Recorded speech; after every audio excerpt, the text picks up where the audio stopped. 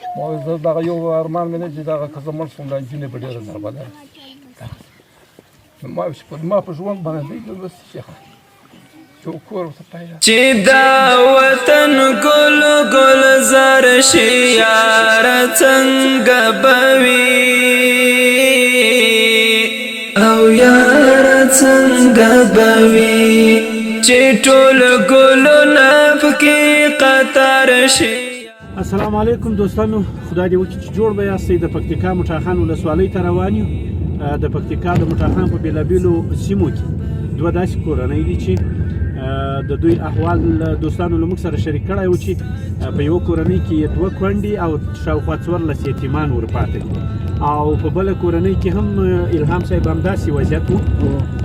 نو دې دوو کورنیو ته ورځو، احوال یې اخلو او په دوه جلا راپورونو کې به یې له تاسې سره شریک کړو. نو موږ سره اوسئ. کشنه دنګ دنګ چې نار شي یار څنګه بوي او یار څنګه بوي.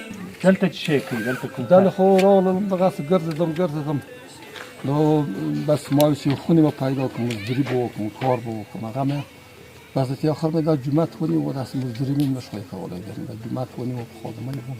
د جومات خادمي کې د کورنۍ وضعیت یې څه ور دی؟ والله وضعیت مې ډېر سره هغه دی خراب، بیخي پا خراب. والله کوم دومره په وس کې پوره وي چې اوس دا بوټونه مې دي دا جنکانه دلته راسي زمان دلته راسي ښه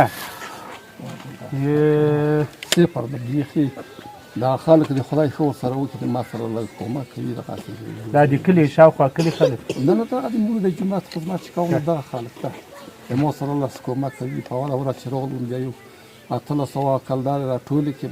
ما خو ولک سوال کړی وي، خو چې مزدوري کوي ما هغه کوم، خو سوال مې ولک کړي دی. دا کلي دي دا یو چې دا موږ یې خپله هغه کړي دي، جمع کړي دي. دا په د خپل بچیانو ته صرف دا دوه لوڼې اوس تر سره دي؟ دغه دوی مې لوران دي، یوه مې کور والا ده. ښه، کور والا خو دې مریضه ده؟ کور والا مریضه نشي راوتی. یو چا راته ویل وایي مریضه ده ډېره، او پښه یې مړه ده، لاس یې مړ دی، او ژبه یې کار نه کوم. اوس په دغه رقم خپله بیګ میږم کوم، خپله ورته یو سالنګ مالنګ پخوم، خپله باندې ورته کوم. خپله یې کوې؟ هو پخپله یې ښه.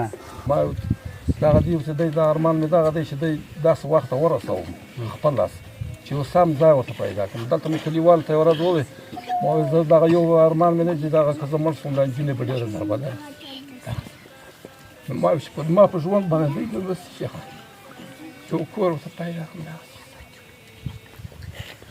دې خدای نه مړ کوي، خدای مهربان دی، خدای خو لوی دی. انشاءالله د دوی اسویلي ته به خدای ګوري که نه.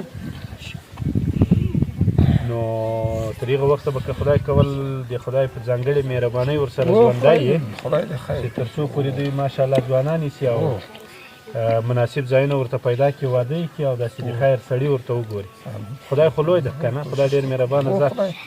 خدای بندوبست کوي، شیطان کافر دی، بس یې وسواس راته واسي الناس چورت وایم سلاسل محلی ته څه زیړی میړی کړی ده. بیا مې بوتله بازار ته ورسول، دوایي هوایي مې ورته پسې دوایي ملګري مو راته کیسه وکړه، وایي دوایي ورته ډاکټر ورکړې وه، خو کومه د اخیستلو پیسې نه وې ورسره، بېرته دغسې راغلی. نو بیا دې برخه کې انشاءالله موږ همکاري کوو، ماشومان به بیا راولي دواړه. دا به ډاکټر ته مو ښکاره کړو ښه، او که خدای کول انشاءالله چې اساسي علاج به یې مو شي. صحیح ده؟ او تسلیمېږه مه وار مه خطا کوه انشاءالله تعالی خدای دا دی.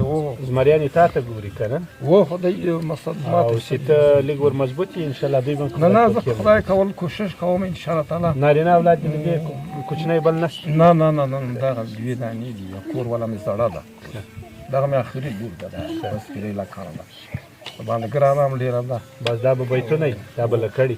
موږ یو څه مواد درته راوړي دي، دا به درکړو، تاسې به دعاګانې کوئ ښه. او یا خوږه وطنه چې پکې شنه دنګ دنګ چې نار شي یار څنګه بوي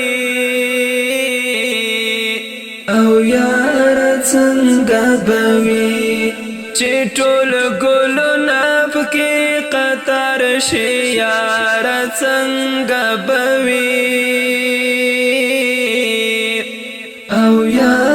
څنګه به